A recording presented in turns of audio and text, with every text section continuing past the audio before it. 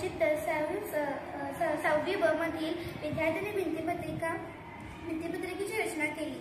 यासाठी आम्हाला भित्तिपत्रिका विभाग प्रमुख आदरणीय भाटे मॅडम यांनी आम्हाला मार्गदर्शन केले। यासाठी मी त्यांचे आभार मानते व वर्ग शिक्षिका सौ टिपोरे मॅडम यांचेही मी आभार मानते।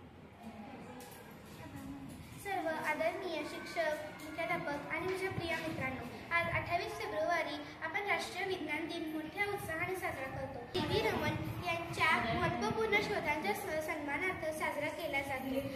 1928 साली सी.व्ही.